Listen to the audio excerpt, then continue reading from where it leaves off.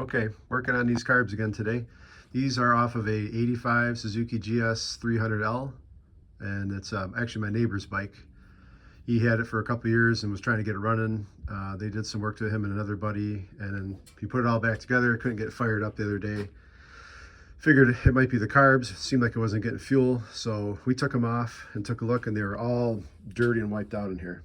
So I'm in the process of cleaning everything, and then going to replace a couple parts that might be shot, and then put it all back together once it's clean, and we'll send it back over there and see if we can get the bike fired up. But so I soaked this carb here, so I disassembled them first. These float bowls were really nasty. All these parts were nasty. They had green stuff on them from probably the ethanol and the fuel that sat there for a year or two. And so it was just coated. It had junk all over it. They were grimy. There was dirt and grime inside here. It was just terrible. So we took them apart. I soaked these guys, filled them up with this Berryman Chem Dip carb parts cleaner. Soaked those for several hours, flushed them out with carb clean, wiped them down. Now they're nice and clean. I soaked these guys all for 3-4 hours each in that stuff. Got them all nice and clean. These pilot jets I don't think are salvageable.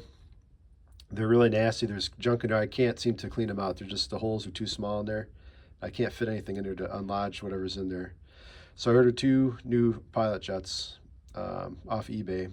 So those will come in. We'll start with new pilot jets, but the needle jets I was able to clean. The main jets, the needle and seats are cleaned, and the air jets are clean. And those are clean. And then what I did was, so since I didn't want to break these carbs apart, they're synchronized already. I don't have the tools or gauges to synchronize stuff. I don't know how to do it either. I'd have to learn. So I said, rather than monkey with that, my neighbor doesn't know how either. I said, let's just put one in here at a time. So I set one carb in there, bloop, and you can see which ones got cleaned, huh? Look at that.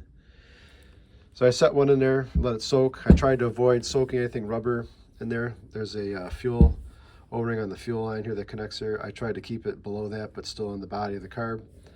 So I think I cleaned everything up. I don't think I damaged any rubber parts because I removed everything I could.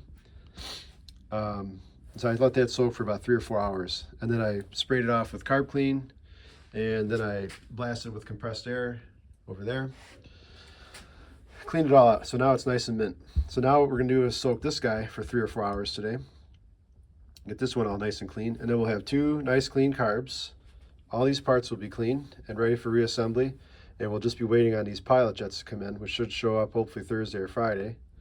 I can reassemble these 2 carbs, shouldn't take very long, and then we'll take it all back over to my neighbor's house, and we'll throw him on his bike and see if it'll fire up and run. So that's kind of where we're at right now. I think it's going to run. I think these carbs were really nasty. I think after we clean them real good and replace those pilot jets, I think it's going to fire up and run. It should be good. And it'll just be a matter of fine tuning it, you know. So anyway, that's it for now. See ya.